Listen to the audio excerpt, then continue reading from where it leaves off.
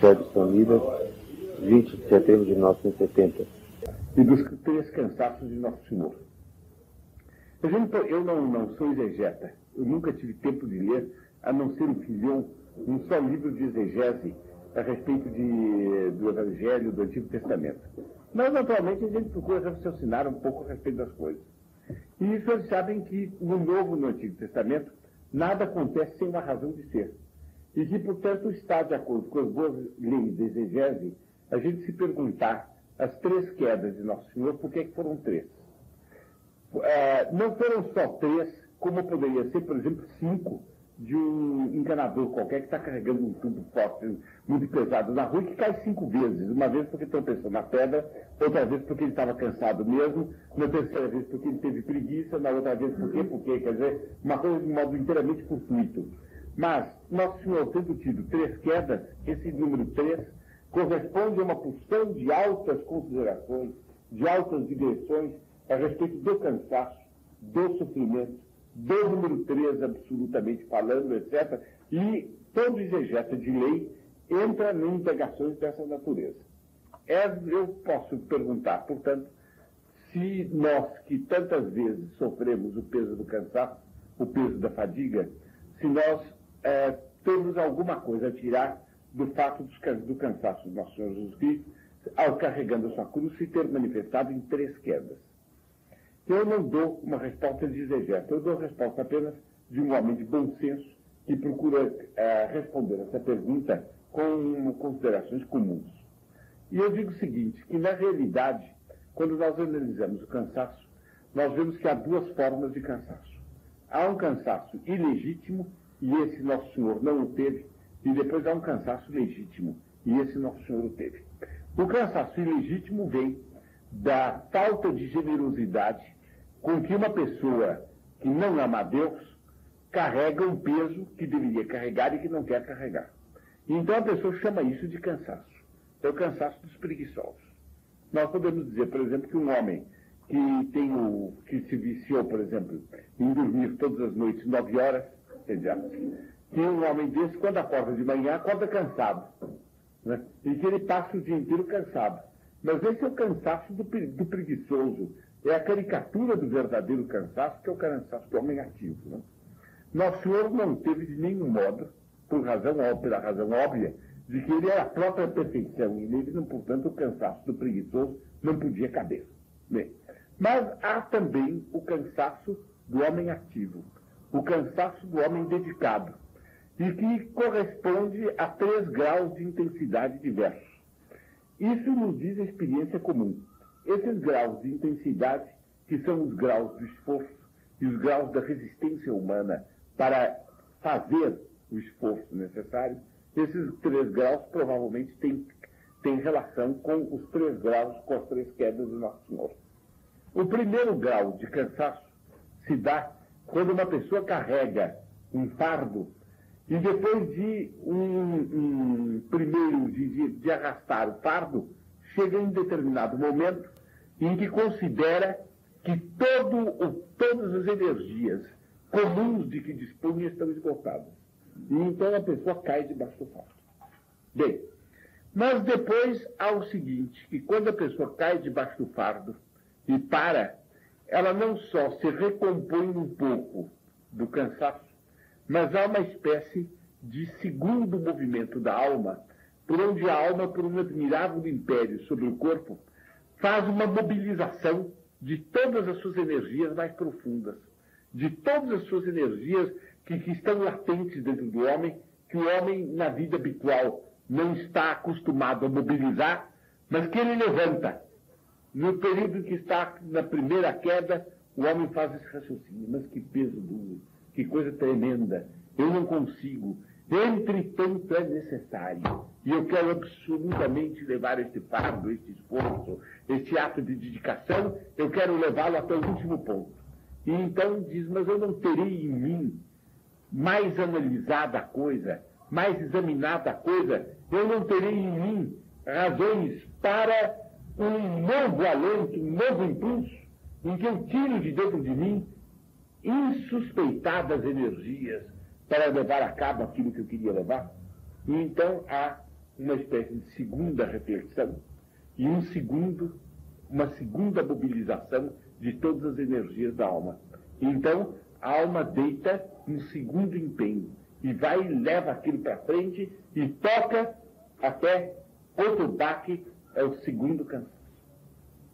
No segundo cansaço, a alma carrega um peso que é o seguinte: eu mobilizei tudo quanto eu tinha. Eu fiz tudo quanto eu podia. E eis que eu estou caí vergado sob o peso desta dor. As minhas energias estão mais gastas do que na primeira queda. Eu tirei de mim aquilo que eu não imaginava. Entretanto, eu quero continuar para frente. Eu não quero parar. Eu medito mais uma vez como é nobre o que eu quero, como é santo o que eu quero, como é digno de ser atingido esse objetivo que eu tenho em vista.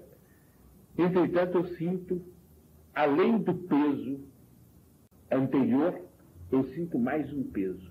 E este é o peso do desalento, da perplexidade. Eu não tenho mais energias. Não dá mais jeito. E então, eu rezo. Rezo mais do que rezei nas outras vezes. E digo a Nossa Senhora: minha mãe, vós vedes que eu dei tudo quanto eu podia. Ou vós me ajudais particularmente agora, mais do que nas etapas anteriores, ou eu não serei capaz de fazer aquilo que vós quereis de mim.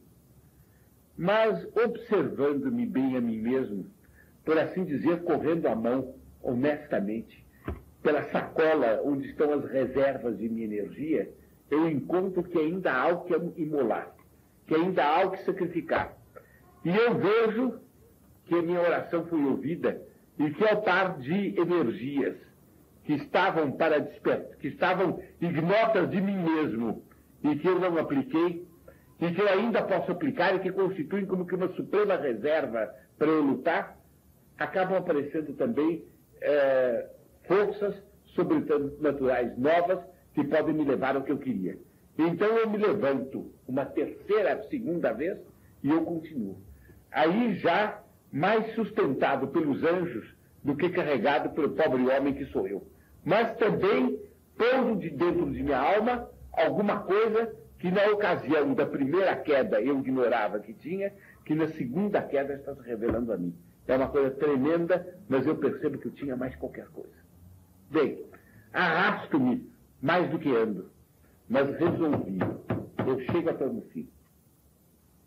E ainda que eu tenha que pedir a Deus um milagre completo, eu realizarei aquilo que eu devo realizar. Então, ando mais um tanto. E na terceira etapa, eu caio mais uma vez, eu sou um molambo, eu percebo que em mim não existe mais nada capaz de resistir, que na sacola das energias disponíveis nada mais é nada, mas eu faço o seguinte, digo bem, eu tenho ainda comigo o seguinte, é esperar agora contra toda esperança. Pôr-me de pé, porque eu só tenho energia para ficar de pé. Não tenho mais energia para andar. Pôr-me de pé e dar um passo. E o resto tudo é a confiança cega, é a noite escura, é o despojamento total. Eu andarei de qualquer jeito para chegar até o fim. Me ponho de pé, ando, e aí eu dei algo de interior de mim que eu nunca imaginaria que pudesse dar. Aí sai de mim algo que é realmente o último fôlego de minha alma, mas também é a mais lúcida visão minha de meu ideal. E é o ato mais completo do meu amor. Aí eu me dei completamente. É quando eu me levanto do terceiro tombo. E quando eu dou mais alguns passos cambalhentos e chego até o sacrifício, em que eu sou pregado na cruz e me deixo imolar. Quer dizer, esses são os 3 cansaços, que correspondem às 3 etapas da dedicação humana. Na primeira etapa, a gente dá as energias que conhece e que vê.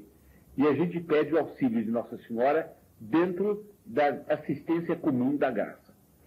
Na segunda etapa, a gente dava energias dá energias que a gente entrevia, mas não conhecia bem.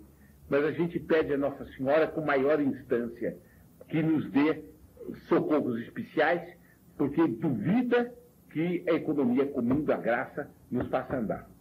Na terceira etapa, nós damos algo que nós mesmos não sabíamos que podíamos dar. Uma capacidade de dedicação, de esforço que nós não sabíamos que tínhamos, que nunca tínhamos suspeitado que tínhamos. Nós andamos jamais pelo milagre, pela fé absoluta no escuro, do que por qualquer outra razão. Mas nós andamos. E nós, afinal de contas, chegamos até o fim, já então por uma ação verdadeiramente milagrosa. Quer dizer, aí nós estamos completamente unidos ao sobrenatural.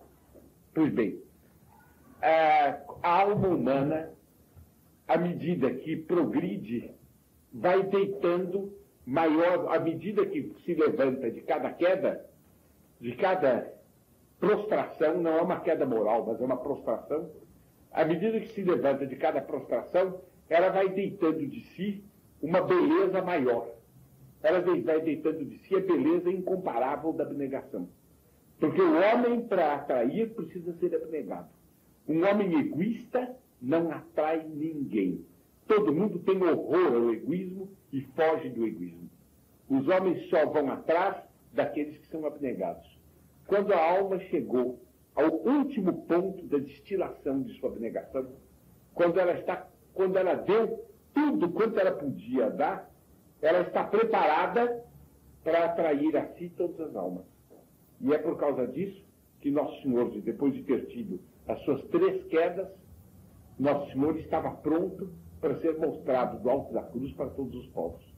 É que ele tinha passado por essa imolação interior em que tudo de si tinha sido tirado. Notem bem que por mais sublime que seja a crucifixão, não há palavras para indicar suficientemente a sublimidade da crucifixão. A crucifixão é um ato no qual, de algum modo, o sacrifício está feito. Ele levou a cruz, carregou-a até onde tinha que carregar. Ele ali, com dores ainda maiores, ele se deixa crucificar. Ele vai sofrer ainda mais, cada vez mais, até o último momento, até o consumatum est, ele vai sofrer cada vez mais. Mas aquela operação de ele mesmo carregar a sua própria cruz, essa operação cessa com a crucifixão. Ele se deita e, em diante, é a cruz que o carrega. Não é mais ele que carrega a cruz. Ora, há também etapas na nossa vida espiritual em que nós temos que carregar a cruz. Nosso Senhor quer de nós que nós ponhamos o sofrimento sobre os ombros e que nós tomemos iniciativa de caminhar de encontro à dor.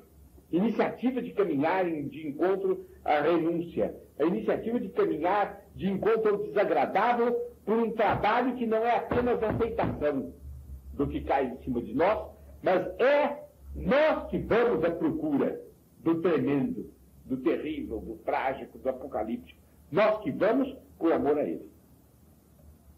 Depois, então, que houve essa depuração em nós e que nós vamos por nossas pernas até onde ele quis, depois, então, ele nos toma e ele nos crava na cruz definitivamente. É uma coisa diferente, nos une a ele para todo sempre.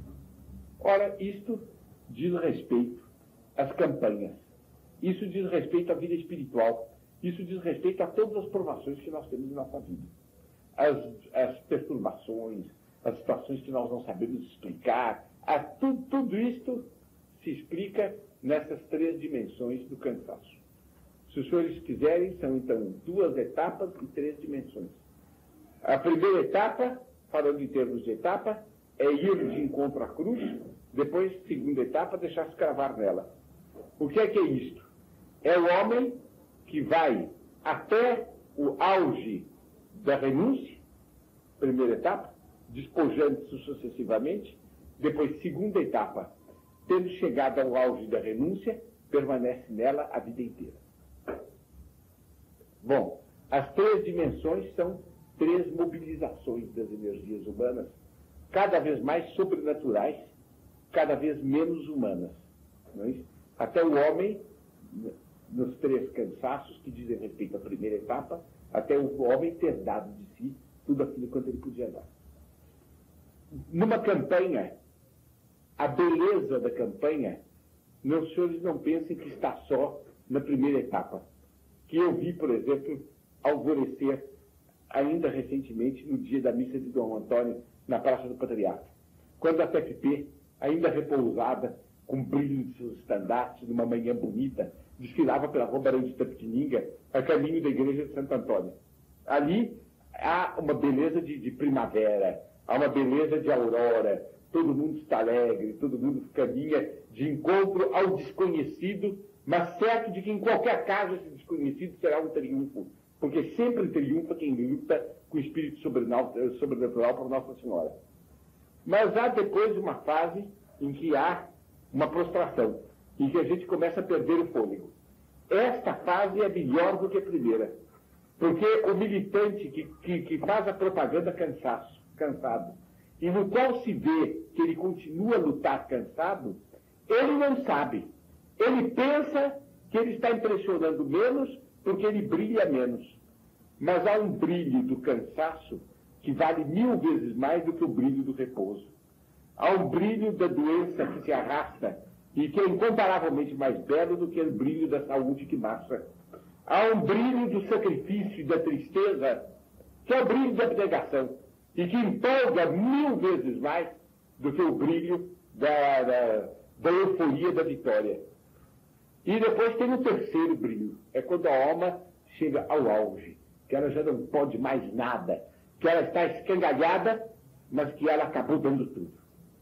Bem, é claro que sendo Nosso Senhor Jesus Cristo a própria perfeição, homem-Deus, concebido sem pecado original, nele as coisas se passaram misteriosamente, e não se passaram exatamente como eu estou descrevendo num homem. Mas devem ter tido, necessariamente, uma realização mais ou menos assim.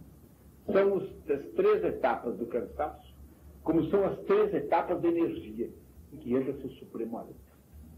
Aí ele se deu inteiro, e ali que ele é o herói que vai ficar para a história. Aqui seria, portanto, uma conversa para nos animar, a nos dedicarmos cada vez mais ao nosso apostolado, nas 3 etapas do cansaço, pensando nas 3 quedas de Nosso Senhor Jesus Cristo. Não sei se isso lhe puder ser, sério, de alguma utilidade, eu ficarei encantado. Mas a verdade é essa, é que, considerado na sua humanidade santíssima, ele teve que desenvolver cada vez mais esforço à medida que maior era o peso por causa da fragilidade crescente de seu organismo depauperado pela paixão. E é verdade que ele, como um verdadeiro herói, quando ele deu o seu último alento, e já então do alto da cruz, ele bradou consumatum est, ele primeiro deixou registrado para todos os homens que ele estava sofrendo um tormento como ninguém podia imaginar, insondável até para ele próprio, quando ele exclamou: meu pai, por que me abandonaste? Mas depois, quando ele disse as últimas palavras, a gente examina, e a gente tem, na primeira impressão, a ideia de uma derrota. Depois a gente vê que é uma grande vitória. Ele diz consumatum est. Consumatum est quer dizer, de algum modo, o seguinte: conseguiram de mim aniquilar-me. A minha destruição está completa. Mas, de outro lado, o consumatum est quer dizer outra coisa. Quer dizer, tudo aquilo que eu devia sofrer, eu sofri. Minha vontade não se quebrou, porque meu Pai Eterno me ajudou. E por causa disto, eu venci. A morte está aniquilada, o pecado original está resgatado, o céu está aberto para os homens, e daqui em diante eu serei sempre o eterno glorioso, o Rei da glória por todos os séculos. Ele abriu o reino dele no momento em que ele disse consumatum est. Quer dizer, aí ele proclamou a vitória dele. Ele, a partir desse momento, era Cristo Rei. Ele foi coroado no momento em que ele disse: está tudo perdido, ou seja, está tudo ganho. Assim também, um herói que chega até o último ponto, liquida o adversário e talvez caia morto. Se ele cair morto, é muito mais bonito o triunfo dele do que se ele depois receber uma medalha militar numa parada. Ele deu tudo. Assim será talvez com alguns de nós na bagaça. Eu creio que quando nós chegarmos ao Reino de Maria, estaremos num estado tal de energia gasta, mas perseverante e indomável, de resistência que não se dobra diante de nada, e com uma obstinação indestrutível, continua a visar o fim para o qual nós somos chamados, que nós não teremos mais fôlego quando os anjos do céu descerem para nos ajudar e para proclamar o Reino de Maria. Aqui está, então, uma meditação no seu todo.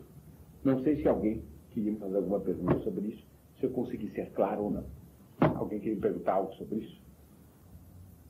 E eu acho que o que Nossa Senhora reserva para esses que escolheram o caminho da renúncia, o caminho de se apartar deste mundo de pecado e de combatê-lo, enquanto eles estavam na pompa de sua estabilidade e de sua fartura, esses vão ter uma glória que os outros recrutados na dor não terão.